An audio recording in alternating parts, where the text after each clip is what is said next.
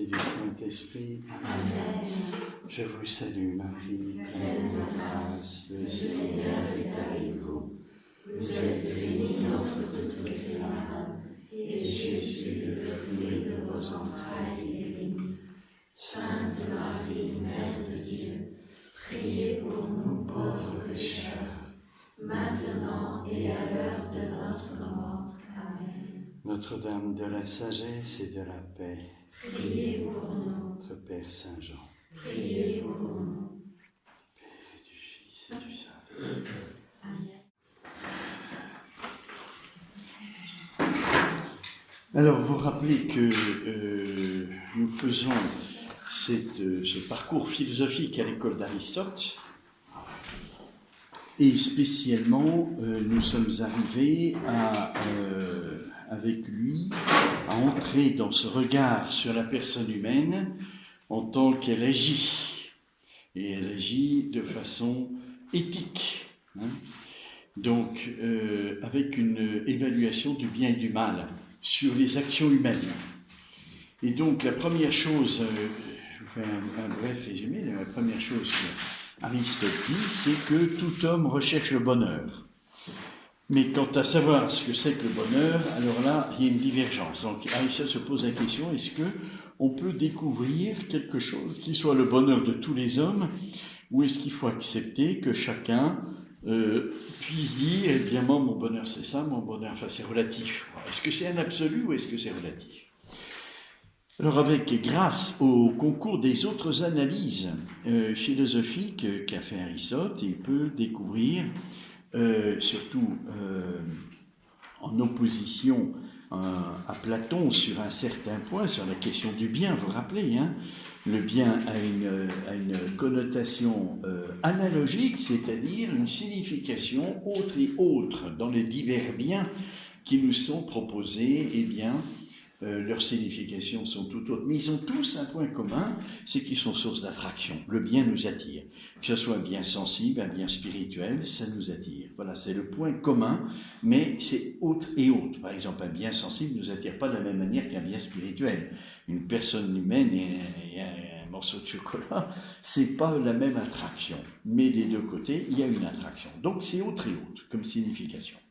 Grâce à cette analogie du bien, Aristote peut mettre en lumière les différentes motivations de l'agir humain, que ce soit un agir du travail, que ce soit un agir amoureux, que ce soit un agir politique, parce que chaque agir humain concret, pratique, est finalisé par le bien. On est tous motivés par le bien, on agit pour le bien, normalement. Hein. Il y a des exceptions, bien sûr, hein. Mais en philosophie, on regarde l'homme normal. Hein. On ne regarde pas. Après, on pourra s'intéresser peut-être aux exceptions et aux cas limites, mais normalement, on regarde l'homme tel qu'il vit. Normalement, on est toujours motivé par le bien, même si on se trompe sur la nature du bien. C'est toujours le bien. C'est-à-dire que ceux qui font le mal, ils pensent que c'est leur bien. Vous voyez ? Donc, il est toujours par un bien vrai ou un bien apparent, on est toujours motivé par ça dans toutes les actions. Et grâce à l'analogie du bien, c'est à la signification diverse qu'a le bien, eh bien, il peut identifier des actions, des activités pratiques de l'homme qui sont diverses. Il y a le bien qui préexiste à mon action. Par exemple, une personne humaine est un bien qui préexiste avant que je la connaisse et avant que je l'aime. Et donc ça détermine un type d'agir humain. Et puis, il y a le bien que je produis, qui n'est pas préexistant. Ça, c'est le travail. Quand je travaille, je produis un bien. Donc, il y a deux types de biens, vous voyez, qui ont des significations très diverses. C'est grâce à l'analogie du bien qu'on peut mettre ça en place. Il y a le bien qui préexiste et puis il y a le bien que je produis. Donc déjà, deux activités très différentes. Je ne me comporte pas de la même manière vis-à-vis d'un bien que je fais et vis-à-vis d'un bien qui m'attire. C'est deux activités très diverses. Parce que le principe n'est pas le même. Et le principe, c'est le bien, c'est ce qui suscite l'activité. Il y en a un qui est produit par moi, qui est parce que j'ai une intuition, je suis inspiré, et puis je projette de faire quelque chose, puis l'autre, eh bien ça me tombe dessus, je suis attiré, et puis voilà, j'y peux rien, c'est comme ça. Par contre, je peux refuser ou accepter l'attraction, et puis aller plus loin, ou m'arrêter là.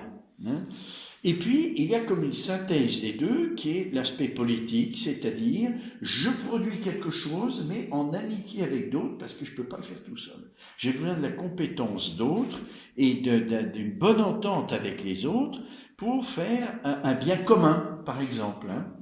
Donc, c'est sûr que quand on va commencer l'analyse philosophique, on va pas commencer par la synthèse, on commence par les éléments. Pour avoir une intelligence de la synthèse, il faut connaître les éléments d'abord. Et la première chose donc qu'on a regardé, c'est l'aspect éthique, c'est-à-dire le bien qui préexiste et qui suscite en moi un amour, un désir de ce bien. Voilà. Alors, Aristote avait montré que, étant donné ce qu'est la nature humaine, qui est commune à tout le monde, eh bien, la recherche du bonheur, c'est-à-dire d'un bien au-delà duquel il n'y a rien, parce qu'une fois qu'on est heureux, on ne recherche pas notre bonheur. Vous voyez, on est dans le bonheur, on en jouit et on ne cherche pas autre chose. Donc, le bien recherché, le bonheur recherché, correspond à un bien qui est ultime, qui est dernier, au-delà duquel il n'y en a pas d'autre. Alors, étant donné que nous avons tous la même nature humaine, ce bien, il ne peut être qu'un bien spirituel parce que ça ne peut pas être un bien inférieur à l'homme. Autrement, je m'avilis, je me rabaisse. Donc, ça peut être qu'un bien spirituel. Et le seul bien spirituel, au plan philosophique que l'on connaisse, avant d'avoir découvert l'existence de Dieu, c'est la personne humaine. Et donc, il dit, bien, il y a le bonheur, c'est d'abord l'amour humain.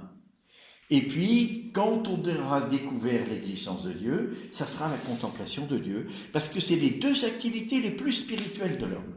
Donc, celle qui lui permet de grandir et de trouver un sens à sa vie et de l'épanouir, surtout. On ne peut pas s'épanouir dans une activité qui nous avilit. Dans une activité, mettre son bonheur dans quelque chose qui est inférieur à nous, ça ne nous épanouit pas, ça ne nous fait pas grandir, ça fait le contraire. Ça nous aliène. Et donc, il montre que le bonheur est commun à toutes les personnes humaines. Parce que, d'une part, nous avons tous la même nature humaine, et d'autre part, on recherche tous le bien ultime comme bonheur. Voilà. Après, il a regardé comment atteindre ce bonheur. Eh bien, on l'atteint par des activités. Et des activités qui sont les meilleures qu'ils soient, parce qu'il s'agit du bien ultime. Les activités meilleures qu'ils soient, eh bien, c'est l'amour et l'intelligence, mais des activités parfaites. Parce que je ne peux pas dire que le bonheur, il est éphémère. C'est-à-dire, si j'atteins par une activité le bien ultime, mais qu'après je suis incapable de l'atteindre, je ne peux pas dire que je suis heureux. Le bonheur requiert une durée. Vous voyez ? Et donc, pour que je puisse produire des actes humains qui me permettent d'être stable dans le bonheur, il faut que ces actes humains soient parfaits et stables. Eh bien, c'est ce qu'on appelle la vertu. La vertu, c'est la qualification de l'acte humain qui lui donne une stabilité et la possibilité de rejoindre la fin, c'est un acte parfait. Vous voyez, dans la vertu, il y a ces deux aspects. Il y a l'aspect de la stabilité et il y a l'aspect de la perfection qui me fait atteindre la fin. Qui me permet du moins d'atteindre la fin. Parce que la vertu, c'est l'amour qui me permet d'atteindre la fin. C'est pas la vertu. La vertu, elle me permet de choisir les bons moyens pour atteindre la fin. Si je prends des moyens qui sont tellement connaturels à moi, parce que je suis paresseux et je préfère prendre des moyens qui sont proches de moi, mais qu'il ne faut pas atteindre la fin, parce qu'ils sont trop proches de moi, ça ne va pas. Et le contraire, si je prends des moyens qui sont tellement proches de la fin, mais qui ne sont pas du tout adaptés à moi, ça n'ira pas non plus. Donc il faut que je prenne des moyens qui soient ajustés pour atteindre ma fin. Et ça, c'est la vertu, c'est la mesure, le juste milieu entre deux extrêmes, la bonne mesure. Et qu'est-ce qui détermine cette mesure ? C'est par l'expérience. Je me rends compte que si j'aime une personne, eh bien pour la rejoindre, si je suis en excès, je casse tout. Vous voyez, je suis toujours après, je suis collé après elle, et puis je n'arrive pas à mettre de la distance, j'arrive pas, vous voyez, et c'est une sorte d'accaparement, ça tue l'amour. Et au contraire, si je suis trop timide et trop replié sur moi-même, j'arriverai jamais à la rejoindre. Donc il y a un juste milieu, il faut découvrir. Alors c'est l'intelligence pratique, qui avec l'expérience me montre quel est le juste milieu pour choisir les bons moyens. Alors on avait commencé l'étude de la vertu, et je vous avais exposé, mais j'ai refait ici, le tableau et le schéma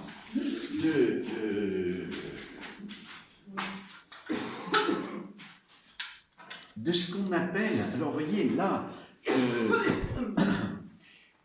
avec les études que Aristote fait sur la personne humaine, diversifiées, il n'y a pas que l'agir humain, il y a aussi l'homme en lui-même, qu'est-ce qu'il est, vous voyez, et il est un être, et il est un vivant, et il est une réalité naturelle. Donc, il est en connaturalité avec l'univers physique, parce qu'il est une réalité mieux. Quand je tombe par terre, vous voyez, eh bien ça, c'est ma connaturalité avec l'univers. Tout objet tombe par terre. Hein. Et puis, je suis vivant, c'est-à-dire je suis capable d'être victorieux de la nature. Je marche, je ne tombe pas par terre, je marche. Donc, je suis victorieux de l'attraction que toutes les réalités naturelles subissent de l'univers physique. Je lève le pied. Ça, c'est ma vie qui est victorieux des lois de la nature. Et puis, j'existe, je suis un être. Alors, avec toutes ces analyses plus spéculatives, comme on verra plus tard, hein, toutes ces analyses plus spéculatives, eh bien, on peut montrer que l'homme, dans sa vie, a plusieurs degrés de vie qui sont liés au corps, plus ou moins. Le corps est vivant, et puis l'âme n'est pas matérielle. Alors ça, c'est en philosophie du vivant qu'on montre ça, que l'homme a une âme. Alors, toutes les activités de vie que j'ai, selon qu'elles sont plus ou moins liées au corps, déterminent des degrés de vie différents. Il y a des activités qui se font sans le corps. Je pense, j'aime. J'ai besoin du corps, mais très fondamentalement. Après, j'en ai plus besoin pour produire un acte d'amour. C'est un acte spirituel, un acte d'intelligence, un acte spirituel. Vous voyez, c'est autre chose que de voir, toucher, etc. Et puis, il y a des activités qui sont liées qu'au corps. Je mange, je respire, je bois. Et puis, il y a des activités intermédiaires. Les sens, la connaissance sensible, l'amour sensible. Il y a 3 degrés de vie. Végétatif qu'on partage avec l'univers, sensible qu'on partage avec les animaux, et spirituel qui nous est propre. Ça, c'est l'analyse, c'est les conclusions que je vous donne, hein. C'est l'analyse de philosophie du vivant. Alors, lorsqu'il s'agit de rejoindre un bien spirituel, je cherche le bonheur, et on a déterminé le bonheur, c'est un bien spirituel. Ça touche ma vie spirituelle. Bien sûr, le degré de vie spirituelle. Mais le problème, c'est que ce n'est pas au niveau spirituel le problème, c'est au niveau sensible. Parce que le philosophe ne sait pas pourquoi, mais il constate que la vie sensible, elle coopère très mal avec la vie spirituelle. Hein? Je suis distrait, je fais plein de choses qui ne me mènent pas à la fin. Donc, il faut que cette vie spirituelle, je la domestique. Je la domine pour qu'elle coopère bien à la vie spirituelle. Comme chrétien, on sait ce que c'est. C'est les conséquences du péché originel, où toute la partie sensible a du mal à coopérer avec la partie spirituelle. Le philosophe, il ne sait pas le pourquoi. Mais il constate. Il constate qu'il y a une difficulté de coopération entre tout l'aspect sensible de ma vie et l'aspect spirituel. Je cherche le bonheur, mais ma vie sensible, elle coopère plus ou moins. Alors, tout le but de la vertu, ça va être de dominer cette vie sensible pour la soumettre à la vie spirituelle. Alors, le schéma que je vous avais fait, c'est le schéma de la vie sensible affective. Parce que la vie sensible a 2 aspects. Il y a l'aspect cognitif et l'aspect affectif, comme dans la vie spirituelle. Il y a l'aspect cognitif, c'est l'intelligence, l'aspect affectif, c'est la volonté. Et on retrouve ça à tous les niveaux. Niveau sensible, l'aspect cognitif, c'est connaissance. Hein, cognitif, c'est l'imagination, c'est les 5 sens. Et l'aspect affectif, c'est les passions. Alors, la vertu, elle n'agit que sur l'aspect affectif sensible. L'aspect cognitif sensible, alors ça sera d'autres choses qui vont permettre de dominer ça.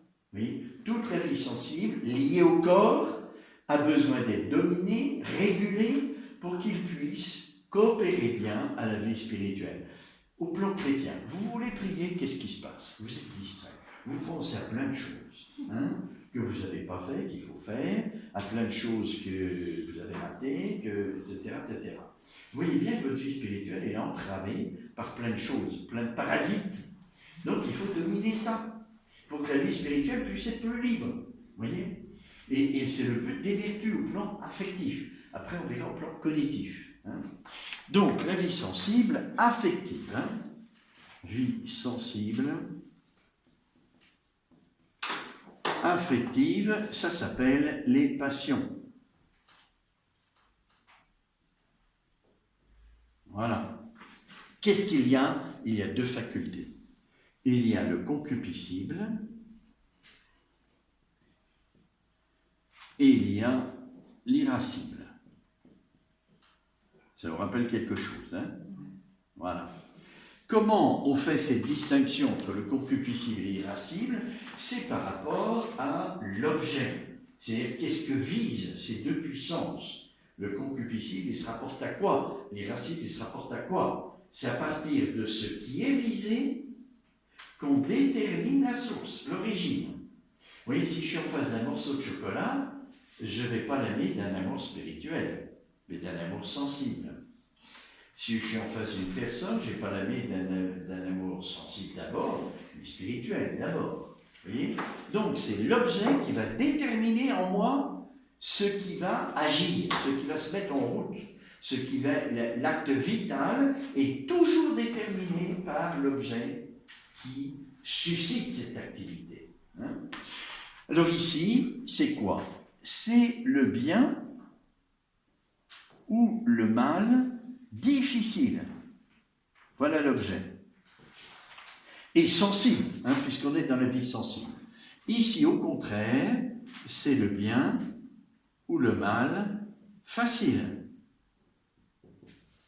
Je vous ai donné ces deux exemples très simples. J'ai un morceau de chocolat tout à fait nouveau que je n'ai jamais mangé, que je n'ai jamais connu. C'est un bien sensible qui suscite un appétit sensible en moi, mais il est facile. Je peux le prendre et je le mange, concupiscible. Ce morceau de chocolat, je l'ai vu, je le désire, et puis 5 minutes après, je suis allé chercher quelque chose, je ne le trouve plus. Je ne le trouve plus, ça me met en colère, parce que je voulais le manger. Un bien difficile, c'est l'irascible. L'irascible vient au secours du concupiscible. Vous voyez?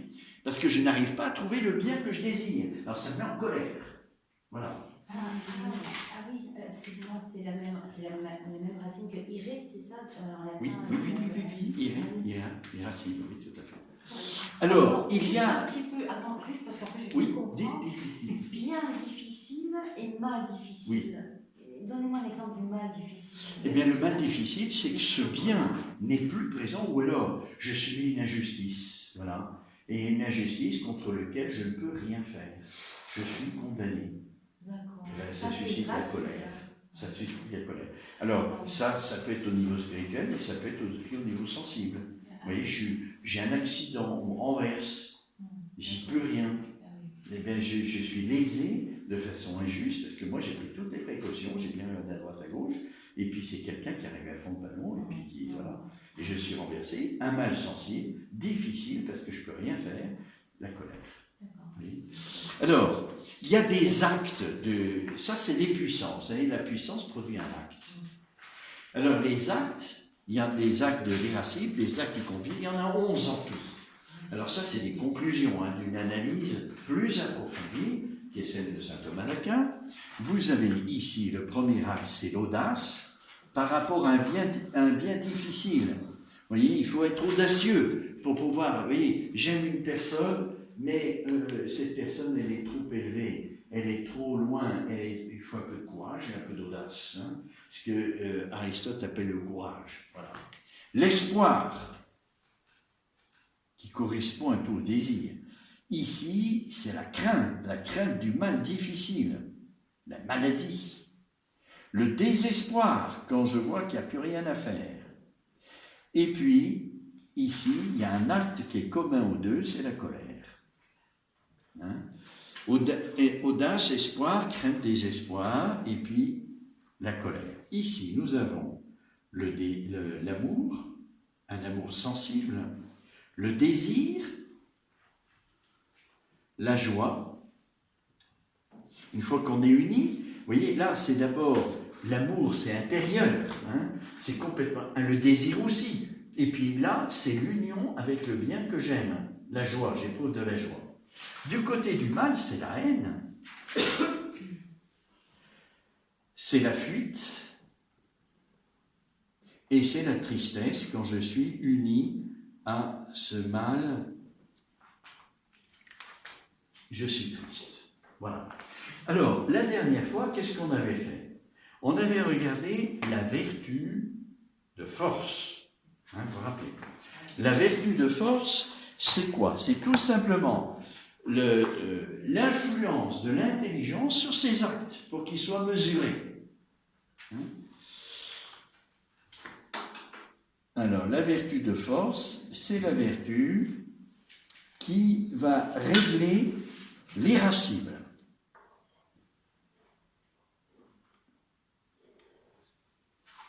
Et qui va permettre à l'irascible de se mouvoir de façon à ce que je puisse atteindre ma fin. Oui, si je suis trop en colère et puis que je casse tout, ben je ne pourrai jamais atteindre ma fin. Par contre, si je modère ma colère pour dépasser l'obstacle qui m'empêche d'atteindre ma fin, alors j'atteindrai ma fin. Il faut modérer la colère. Hein? Et ça, c'est la force qui me permet d'ajuster la colère pour que cette puissance vitale qui est en moi, l'irascible, je puisse m'en servir en vue de la fin. Vous voyez? C'est quelque chose de naturel, hein, cette puissance vitale, on l'a tous en nous, et elle demande d'être mesurée en faveur de la fin que je désire. Voilà. Et du côté du concupiscible, eh bien, nous avons une chose semblable, mais c'est une autre vertu qui s'appelle la vertu de tempérance.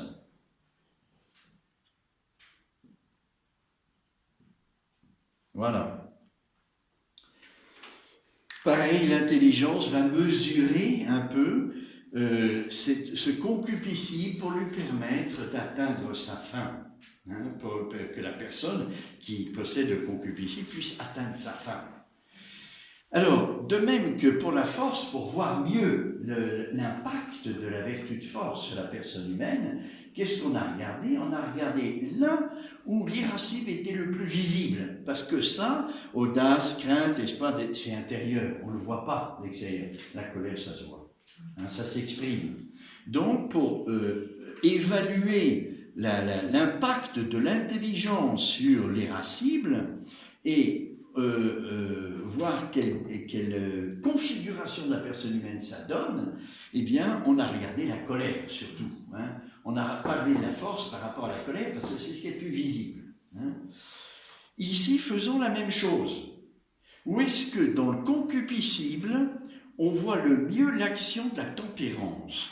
Alors, vous voyez, ici, amour, haine, désir, fuite, c'est intérieur. Ça ne se voit pas. La joie et la tristesse, ça se voit un peu mieux. Mais entre la joie et la tristesse, je crois que c'est la joie qui permet de voir encore mieux que la tristesse. Pourquoi? Parce que la joie, qu'on peut appeler aussi jouissance parfois, peut créer des désagréments, et c'est justement les vertus qui vont empêcher ces désagréments, qui empêchent d'atteindre la fin. Vous voyez? Je suis trop attaché au bien sensible, et ça m'empêche d'atteindre ma fin. Je suis trop rivé au bien sensible, et je n'arrive plus à atteindre ma fin. Vous voyez, une personne humaine, elle a un esprit et un corps, et donc il y a un bien spirituel, c'est son âme, c'est sa manière d'aimer, sa manière de voir, sa manière de comprendre, etc. Et puis il y a un corps qui a un aspect sensible. Vous voyez, si je suis trop rivé à l'aspect corporel, à la beauté physique par exemple, ça m'empêche d'atteindre la personne. C'est la personne, la partie principale, c'est l'âme, c'est pas le corps. Et si je suis trop rivé au corps, je ne peux pas atteindre la fin. Impossible. Donc, la tempérance va régler tout ça pour permettre au désir, vous voyez, désir sensible, qui est présent en nous de coopérer à l'amour spirituel et de ne pas être un barrage, une barrière. Vous voyez? Alors, comment on peut mieux voir? Donc, on va prendre surtout, on pourrait prendre d'autres choses, hein, mais je crois que le plus visible, c'est la joie et la tristesse, parce que ça s'exprime. Et entre la joie et la tristesse, on pourrait prendre la tristesse, hein, mais c'est pas très drôle. La joie, c'est déjà un peu plus facile. Alors, on va prendre la joie. La joie, elle est provoquée donc, puisque toute affection, tout l'aspect affectif, il présuppose une connaissance. Hein. Je ne peux pas aimer sans connaître d'abord. L'aspect connaissance, il est fondamental. Ce n'est pas la connaissance qui mesure l'intensité de l'amour. C'est-à-dire, plus je connais, plus j'aime. Ça, c'est faux. Vous voyez? Non, c'est le bien qui mesure l'intensité de l'amour. Plus la réalité est bonne, plus je l'aime. Mais il faut que je la connaisse. Vous voyez, la connaissance ne mesure pas l'intensité de l'amour, mais elle est condition sine qua non. C'est-à-dire, sans la connaissance, je ne peux pas aimer. Alors, quand on regarde la joie, c'est-à-dire l'union sensible entre ma vie sensible et le bien sensible, facile. Quelle est la connaissance qui est présupposée? La connaissance sensible présupposée. On n'en a pas 36, hein. Il y a les 5 sens. C'est-à-dire la vue, l'ouïe, le toucher, le goût et l'odorat. C'est tout, il y a 5 sens. Hein. Et puis il y a l'imagination, qui est une autre connaissance sensible. Alors, si je regarde, si je fais le tour un peu, quels sont les effets? Cette connaissance sensible, elle va s'épanouir dans une affectivité sensible. Du côté de la vue, quel est l'aspect affectif lié à la vue? C'est difficile de dire, hein, parce que la vue, elle est tout de suite liée à l'intelligence. Et Aristote dit qu'on aime de voir. Pourquoi? Parce que c'est la vue qui nous fait connaître plus de choses. Et l'intelligence est un appétit de savoir. Et donc l'intelligence se lie plus à la vue qu'à tout autre des 5 sens, parce que ça me fait connaître plus de choses. Hein, c'est pas mal comme vision. Hein. Du coup, là, on est dans la connaissance intellectuelle, l'intelligence, mais quelle est l'affectivité sensible? Je crois que c'est plutôt du côté de l'art, vous voyez, la beauté. Là, c'est quelque chose de sensible, l'art, la beauté. Hein. Et ça suscite quoi? Au point de vue une émotion. Hein. L'aspect affectif de la connaissance artistique, de la beauté, c'est l'émotion. L'artiste est ému quand il voit un beau paysage, etc. Bon, si je prends l'ouïe, la musique, la musique est plus proche de l'affectivité. Hein. Parce que quand on parle, selon le ton qu'on prend, on peut deviner l'émotion de la personne. Oui, une personne qui parle en annonnant, eh bien, il est ému. Il est ému. Une personne qui parle en criant, il est en colère. Oui, ça se voit. Donc, l'ouïe est très lié à l'émotion. Hein. L'émotion est encore intérieure. C'est pas facile. Qu'est-ce qui reste? Il reste l'odorat. L'odorat, vous respirez des parfums, là, ça vous émeut aussi. Hein. Le toucher et le goût. Le toucher et le goût, ça se ressemble, parce que le goût, c'est un toucher intérieur. Hein, c'est dans la bouche, mais c'est un toucher. Et le toucher, c'est tout le corps. Et là, ça suscite quoi, au point de vue émotion? Au point de vue affectif, ça suscite quoi? Ça suscite une joie qui est plus forte, je crois, que toutes les autres émotions. Vous voyez? Le bien sensible, vous mangez un bon chocolat. Donc, il me semble surtout que le toucher, c'est un contact. Hein, et l'union dans le contact, il est plus fort que par la vue, où il y a toujours une distance. Entre le beau et ma vue, lui, il y a toujours une distance. Oui, l'odorat, il y a une distance. C'est-à-dire que le toucher, le goût, c'est immédiat. Donc, l'union affective, elle est plus forte, parce que le toucher est immédiat, c'est une union immédiate avec le corps. Donc, autrement dit, si je veux regarder l'effet de la vertu de tempérance sur concupiscible, je vais regarder la joie par rapport à un bien sensible lié au toucher ou au goût. Alors, quels sont les biens sensibles qui suscitent le plus la joie dans le goût. Sucré. C'est le sucré. Hein? Alors ça dépend des personnes. Il y en a c'est le salé. Mais disons, c'est l'aliment. L'aliment ou la boisson. Hein? Le concupiscible de l'aliment et de la boisson. Voilà. Et le toucher, qui est sur tout le corps, là où la jouissance est la plus forte, c'est les liens sexuels. Hein? C'est là où c'est le plus fort. Donc, la vertu de tempérance, elle va jouer sur ces deux types de biens principaux. C'est là où on le verra mieux. Ça joue sur d'autres biens, tous les biens sensibles faciles. Hein. Mais là où on le voit le mieux, c'est les biens sensibles de l'aliment et c'est les biens sexuels. Vous comprenez? Donc, on va regarder ça. Ça, c'est ce qu'est le concupiscible. Le concupiscible, il se porte surtout à la boisson et puis à l'aspect sexuel.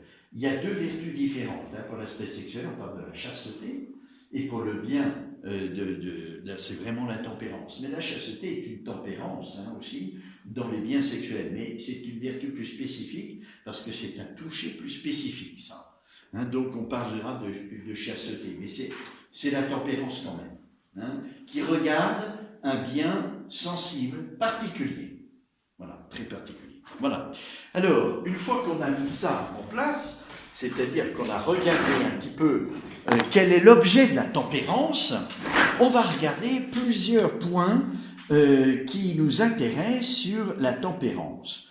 Que fait la tempérance? Eh bien, si vous avez bien compris les deux aspects qui sont les plus visibles du concupiscible, c'est-à-dire l'appétit du bien sensible et l'appétit du bien sexuel.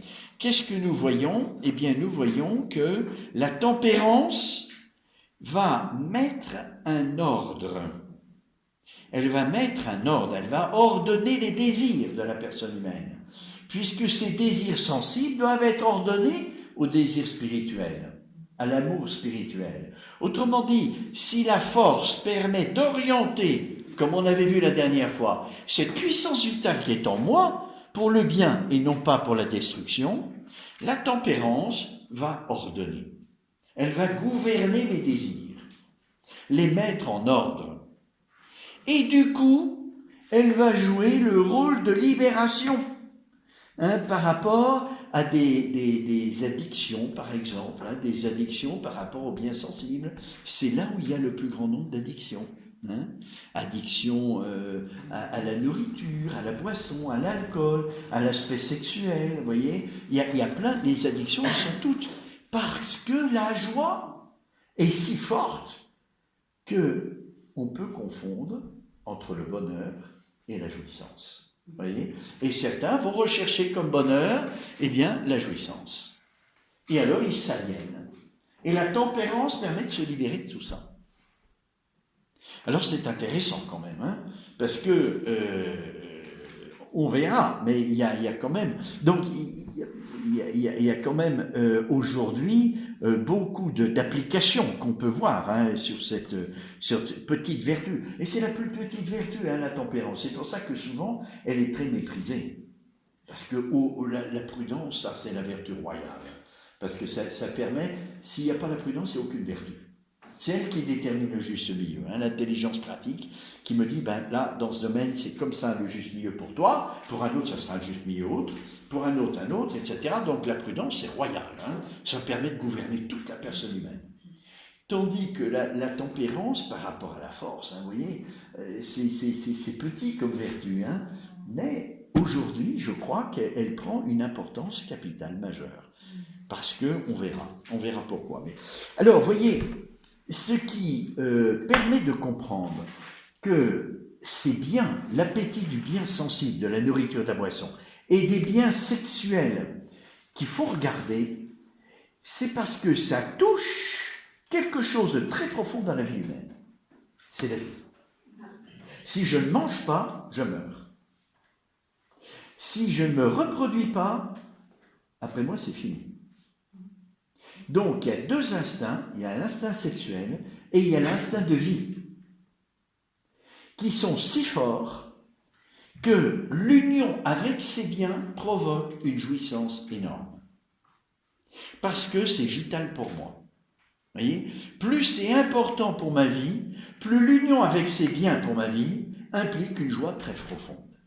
Alors au plan chrétien, on sait bien, Dieu a demandé à Adam et Ève de se reproduire. Hein, et donc l'instinct sexuel produit une joie et une jouissance très forte, parce que c'est lié au commandement de Dieu. Et Dieu nous aide à observer ce commandement justement en donnant à la clé une joie très forte. Voyez ? Et pareil pour l'aliment. Pareil pour l'aliment. La joie de manger quand on a faim, c'est des bons pains tout chauds et le dimanche matin, avant d'aller à la messe, hein, c'est extraordinaire. Hein.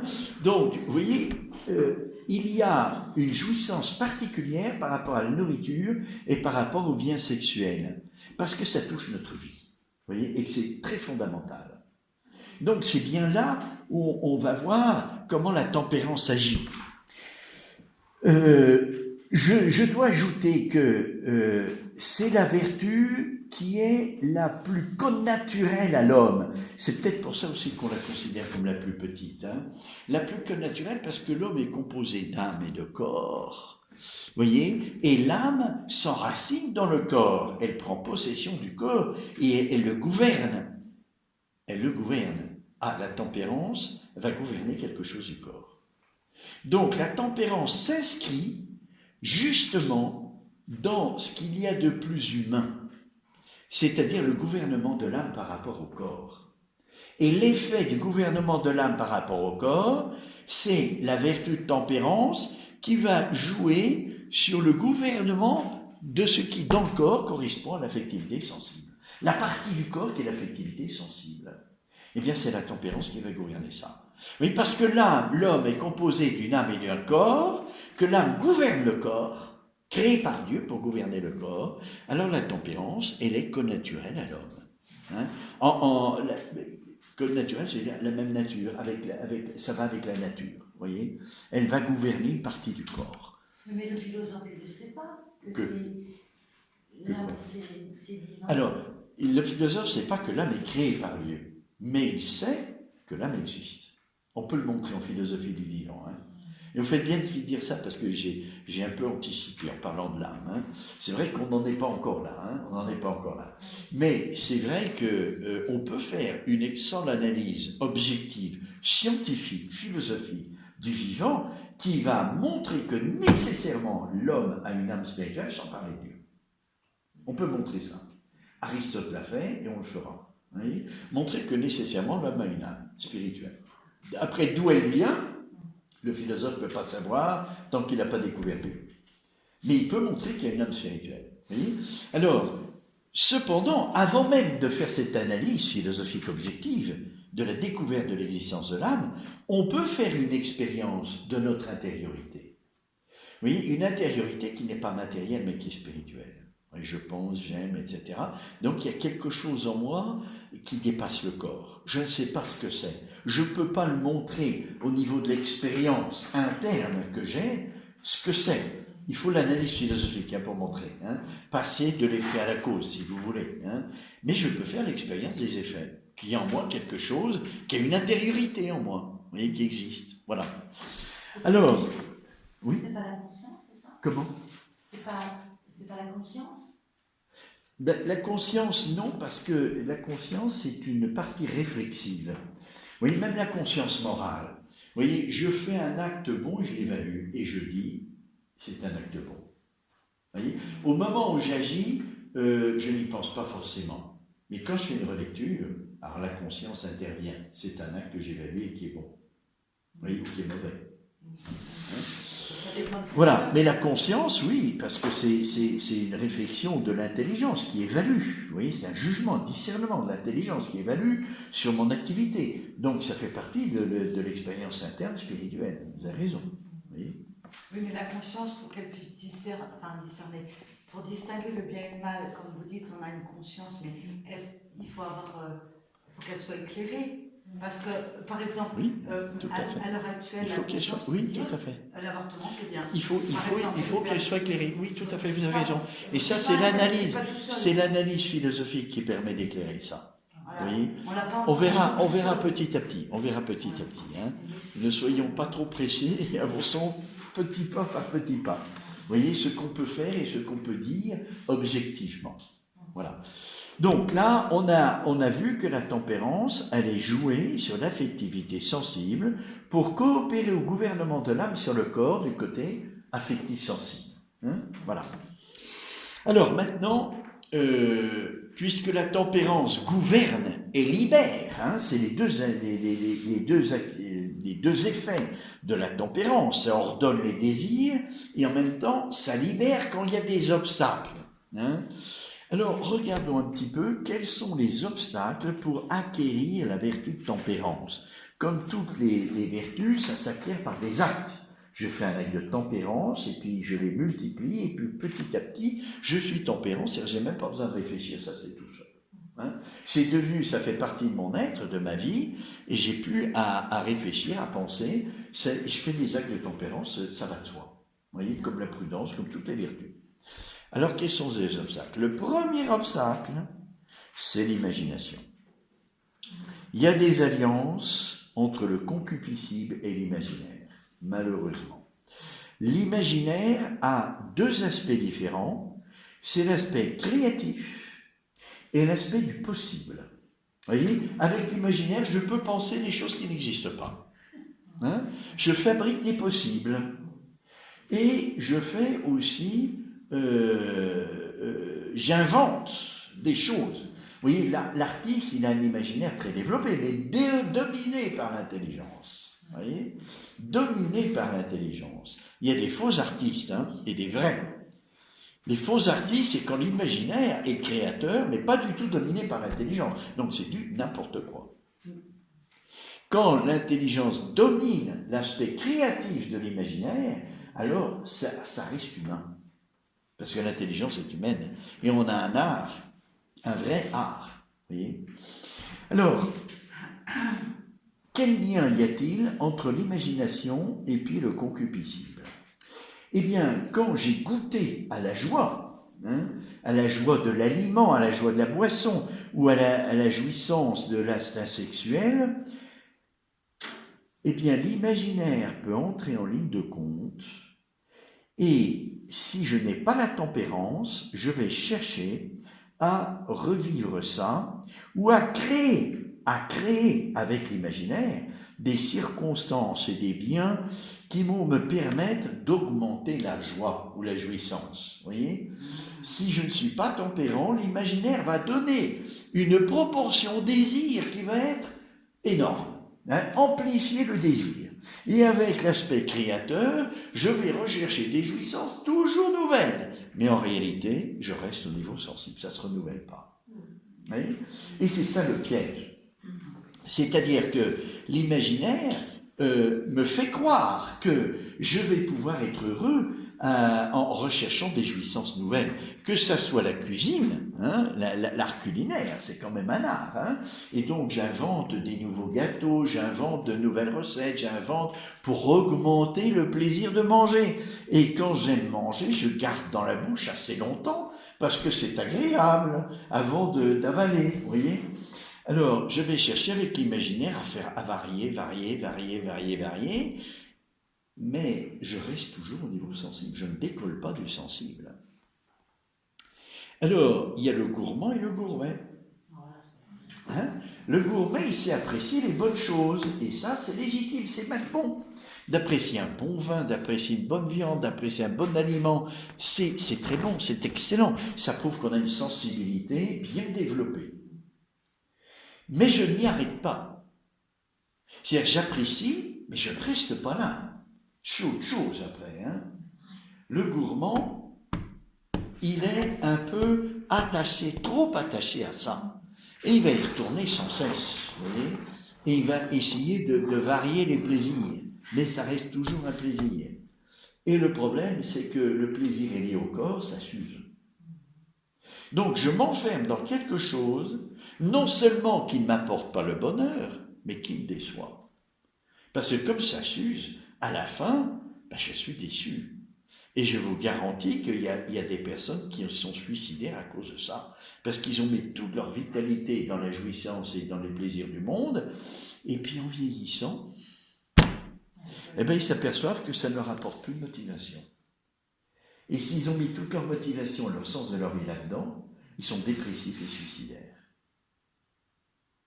Vous voyez ? Ça, c'est une cause de mal-être quand on n'arrive pas à dépasser cet aspect. Et la tempérance, je vous disais, met de l'ordre entre les désirs et me permet de dépasser l'attachement que provoque la jouissance ou le plaisir de bien manger, de bien boire. Ça me permet de dépasser ça en vue du bien spirituel, en vue du vrai bonheur. Donc, attention, Aristote dit mépriser la jouissance ou le bien, la joie du bien sensible, c'est contre la vertu de tempérance. La vertu de tempérance, elle est au milieu. Donc, elle n'exclut pas la jouissance et elle n'exclut pas non plus l'abstinence, disons, pour les biens sexuels. Elle est un juste milieu. Donc, mépriser la joie ou la jouissance, c'est contraire à la tempérance. Vous voyez ? Alors, au plan chrétien, il y a autre chose, puisque les consacrés, ils sont dans l'abstinence, mais c'est un appel de Dieu spécial. Voilà. Mais normalement, la tempérance, c'est un juste milieu entre deux extrêmes. Donc, je ne dois pas mépriser, parce que ça, c'est pas humain. Alors, l'imagination joue beaucoup là-dessus. C'est comme ça qu'on rentre dans des addictions. Parce qu'on pense que ça va m'apporter quelque chose, un repos. Ah, ça, c'est vrai. C'est vrai, à cause du corps, la joie du bien sensible amène un repos. Mais je ne m'y arrête pas. Vous voyez, la tempérance me permet de dépasser quelque chose qui risque de m'arrêter. C'est le sens de la libération, ça. Oui. Le sens de la libération, c'est que la tempérance me permet de ne pas m'arrêter à ce qui pourrait très bien m'arrêter, du coup m'avilir. M'avilir parce que c'est au niveau sensible, c'est au niveau animal. Voyez ? Et à cause de l'imaginaire, l'homme peut aller beaucoup plus loin que l'animal dans l'attachement au bien sensible, à la jouissance sexuelle ou au bien sensible. Oui, l'animal, il a une nature qui le règle. Et donc, au point de vue sexuel, il est beaucoup plus sage que l'homme. Même alimentairement. Même alimentairement. Ouais. Alors, sauf que, l'animal, il mange quand il a faim. Tandis que l'homme, il est réglé. C'est l'intelligence qui met de l'ordre dans les désirs. La première éducation que donne la maman à l'enfant, c'est donner le biberon à l'heure fixe. Alors, c'est le premier stade de la tempérance. Vous voyez ? On lui apprend à manger à l'heure fixe. Et ça, c'est bon. Et dans la vie religieuse, on est obligé de faire ça. On a les repas à l'heure fixe, on ne mange pas entre les repas. Donc, parce que la tempérance, on doit l'acquérir un peu tout le temps. Parce que la concupiscence, on la garde tout le temps, jusqu'à la mort. Et elle est tellement forte qu'elle risque toujours de nous arrêter. Et si on perd un tout petit peu la tempérance, on redégringole. Vous voyez ? On est tiré vers le bas. Tiré vers le bas de multiples manières. Soit la bouffe, soit l'aspect sexuel. Vous voyez ? Donc la tempérance, il faut toujours... Alors quand on l'a acquise, c'est une vertu, donc c'est stable. Mais si on ne prend pas garde, attention, ça peut redégringoler vite. Donc il faut maintenir cette tempérance tout le temps. Ce qui se fait tout seul, normalement. Oui. Et les vertus, la tempérance, elle se déclenche naturellement ou c'est une connaissance qu'il faut acquérir ? Ah, oui, ça vient de la prudence, vous voyez. Et la prudence, c'est je me règle. Si je vois que je mange trop de chocolat, l'après-midi, je ne suis plus capable de rien faire parce que je disais, et c'est lourd le chocolat. C'est lourd. Alors j'ai plutôt envie de dormir. Et je suis entravé dans ma vie. Parce que j'ai trop mangé. Et quand j'ai trop mangé, je suis plus capable, j'ai plus qu'à faire la sieste. Vous voyez, donc je me règle. Je sais qu'il faut que je mange les choses bonnes, c'est bon pour moi, mais pas trop. Si j'exagère, après, je vais dormir. Vous voyez, il y a un appel en nous à quelque chose de plus spirituel. Et c'est à cause, parce qu'on a l'âme qui, elle, a besoin de quelque chose d'autre. Et c'est à cause de ça que la tempérance, elle va naître. Vous voyez? C'est que les aspirations de l'homme ne se bornent pas au plan sensible. On a en nous un appel à autre chose. Alors du coup, la tempérance, elle va s'acquérir à partir de là. Vous voyez? Et je vais réfléchir pour savoir comment agir pour acquérir la tempérance. Vous voyez? Alors, les deux obstacles, c'est l'imagination, hein, et celui qui est trop attaché au bien sensible ou à la jouissance sexuelle, avec l'imaginaire, il va créer des circonstances, il va créer, et puis il s'enferme. Il s'enferme. Hein. Au lieu de s'ouvrir au monde, ce que fait l'amour spirituel, il s'enferme et il se cache. Parce qu'on a honte. Vous voyez, la concupiscence d'un enfant, c'est charmant. Vous le voyez, l'avidité avec laquelle il prend le biberon, c'est extraordinaire. Hein. Puis si vous le retirez, il y a l'irascible. L'irascible vient au secours du concupiscible. Et c'est extraordinaire de voir ça, la vitalité d'un tout petit sur le biberon. Ah, c'est extraordinaire. Hein. Alors, le concupiscible, c'est charmant pour un enfant, mais pour un homme adulte, une femme adulte, c'est embêtant, qui a toujours besoin d'avoir un bonbon dans la bouche. C'est quand même un peu embêtant. Et puis, alors l'instinct sexuel, alors on le cache encore plus. Vous voyez, un enfant, quand il arrive à la puberté, si ses parents ne lui en parlent pas, il va se cacher. Parce qu'il y a la honte. Vous voyez, et la honte fait qu'on se cache. Et si on n'acquiert pas la tempérance, parce qu'il ne sait pas, ça va amener à la double vie. Petit à petit, il va avoir une double vie. Il cache, et puis à l'extérieur, il a autre chose. Il a la vie normale. Et puis tout ce qui est honteux, il le cache. Et à la fin, il a une double vie. Et le deuxième obstacle, c'est la culture d'aujourd'hui. Ah, la culture d'aujourd'hui, parce qu'elle favorise l'imaginaire, et parce que, regardez bien à la télévision, sur Internet, vous avez 80-90% des émissions qui sont sur la cuisine ou sur l'aspect sexuel. Il n'y a que ça. Il n'y a que ça, parce que c'est l'audimat qui fait, voilà, et comme tout est commandé par l'argent, eh bien, on n'hésite pas à communiquer des choses qui avilissent l'homme, alors qu'on devrait rechercher le bien de l'homme, et on l'avilit en communiquant. Et c'est curieux, parce que la concupiscence, ça se communique, vous voyez, en voyant des choses. Alors aujourd'hui, dans la culture dans laquelle on est, soit on est sans pudeur et on étale tout, soit il y a la double vie. Vous voyez, les deux extrêmes. Hein. Et dans les films et dans tout ce que vous voyez à la télévision, il y a ces deux extrêmes. Il y a les hommes qui ont une double vie, et si tu n'as pas une double vie, mais tu es d'une morale rétrograde, mon pauvre. Aujourd'hui, tout le monde fait ça. Hein. Voilà. Il y a la double vie, et vous passez pour un imbécile si vous n'avez pas une double vie, ou alors, au contraire, on étale tout, télé-réalité, tout ce qu'on connaît aujourd'hui, on étale tout sans aucune pudeur. Et on s'en vante. Et on s'en vante en plus.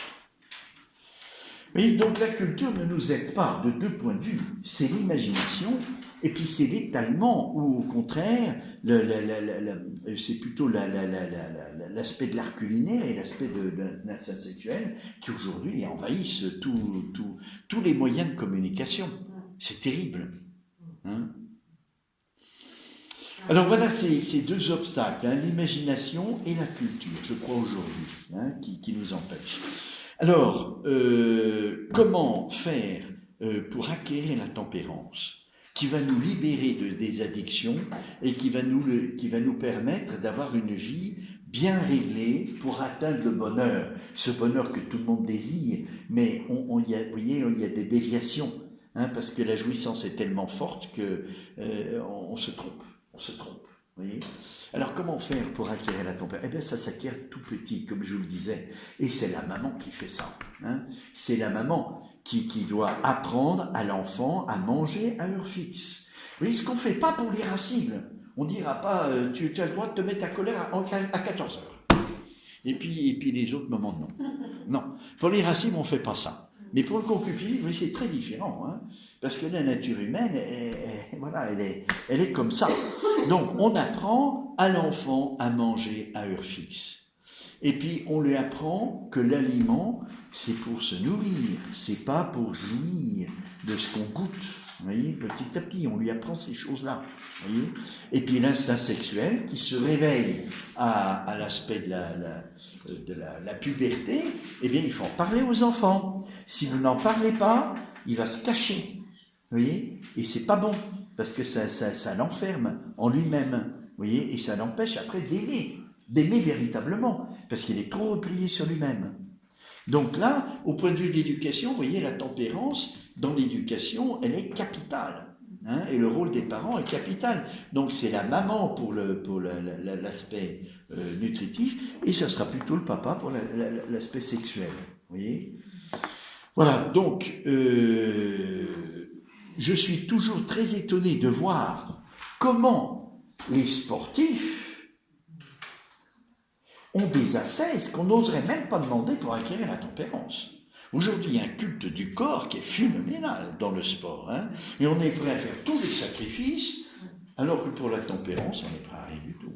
Vous voyez, c'est extraordinaire de voir ça. Hein. Les sportifs sont capables d'ascèses, mais alors prodigieuses, sur l'aspect sexuel, sur l'aspect nutritif, pour gagner les concours, être victorieux et avoir un corps plus performant possible.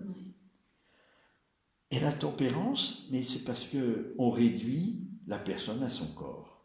Vous voyez, on nie l'existence de l'âme. Ça fait partie aussi des obstacles de la culture. Vous voyez, quand on fait de l'homme un super animal, on nie l'aspect spirituel, et du coup la tempérance n'a plus d'importance. Si la tempérance est vraiment le gouvernement des désirs, c'est l'impact de l'emprise de l'âme sur le corps, et qu'on supprime l'âme, plus besoin de tempérance. Ça sert à quoi? Hein? Le libertinage, vous voyez, c'est une fausse liberté. Hein? Aujourd'hui, c'est très à la mode, laisser les instincts se développer, et ça c'est la liberté, parce que c'est la nature, c'est l'instinct nécessaire de la nature. Hein?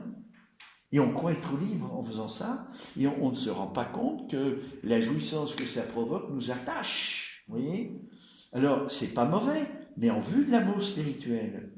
Si c'est pas en vue de l'amour spirituel, on s'avilit et on devient des bêtes. Oui, surtout dans la concupiscence. On a déjà vu dans la force, hein, comment on peut devenir une bête. Hein. Quelqu'un qui est enragé, il est comme une bête. Mais là, c'est plus caché. On peut devenir comme une bête aussi. Comme un animal. Et pire qu'un animal, comme je vous disais tout à l'heure, un animal, il a la sagesse, hein, de vivre selon la finalité de sa propre nature, qui est la procréation. Une fois qu'il a fait ce qu'il fallait, ben voilà, il retourne, vous voyez. Voilà, l'influence de l'intelligence est d'ordonner. Oui, toujours. Vous voyez, l'animal, il mange quand il a faim. Et l'homme, on lui demande de manger un fils. Pour éduquer justement ce désir. Vous voyez, et ne pas laisser libre cours quand il veut et comme il le veut. Voilà, quelques aspects un peu de la tempérance. J'espère que ça vous a éclairé un tout petit peu. La prochaine fois, eh bien, on reprendra le discours d'Aristote. Hein, on passera plutôt que la justice et la prudence, parce que sinon on ne va jamais arriver à faire tout le parcours, on passera aux vertus cognitives, non plus affectives. Alors on ne leur donne plus le nom de vertu, mais le nom d'habitus. Hein. Les vertus, on les garde vraiment pour la morale, c'est-à-dire la partie affective. Il y a la même chose au point de vue cognitif.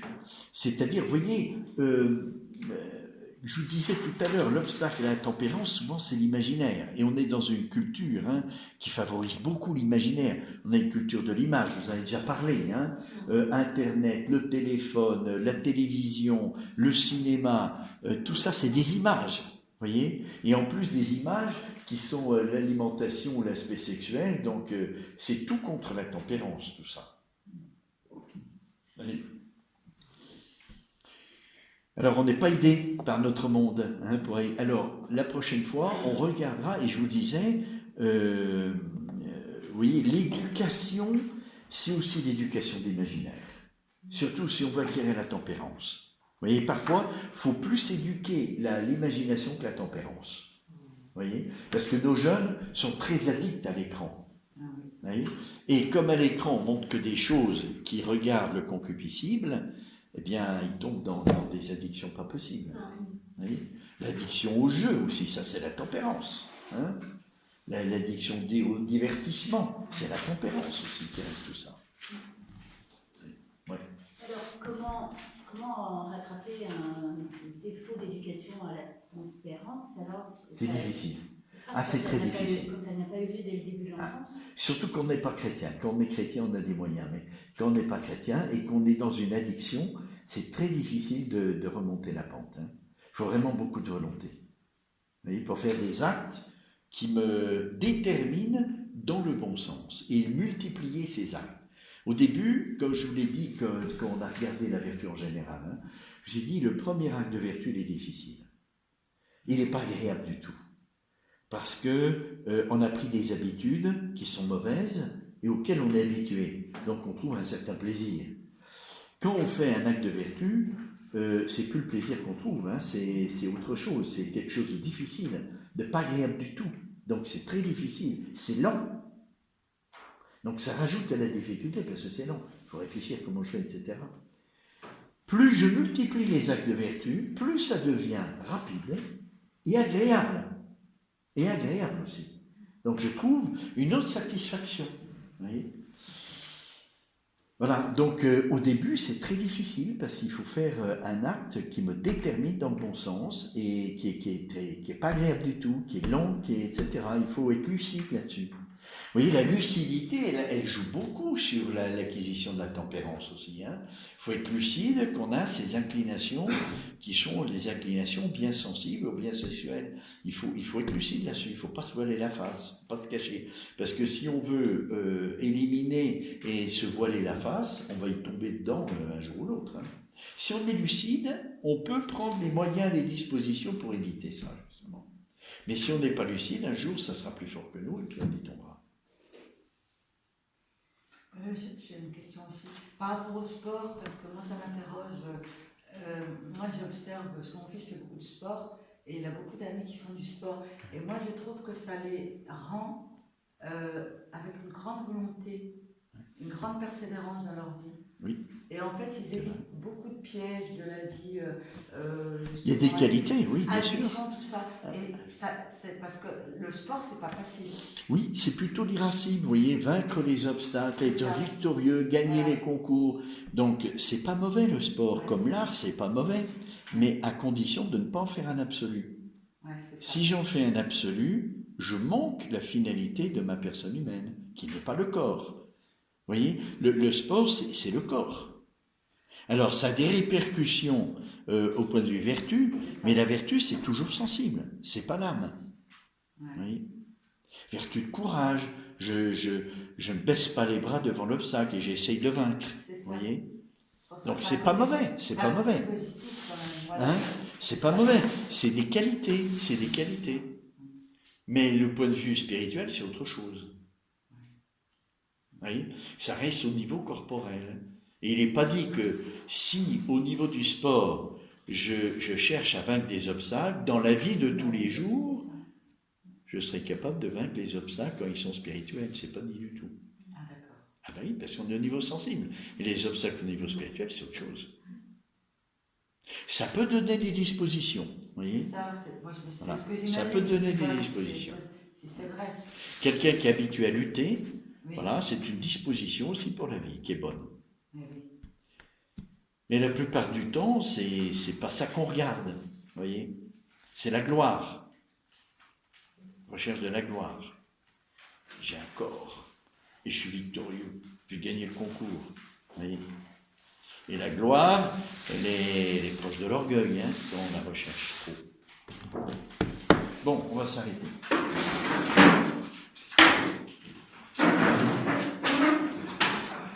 Au nom du Père, et du Fils et du Saint-Esprit. Amen. Gloire soit au Père et au Fils et au Saint-Esprit. Comme il était au commencement, maintenant et toujours, et dans les siècles des siècles.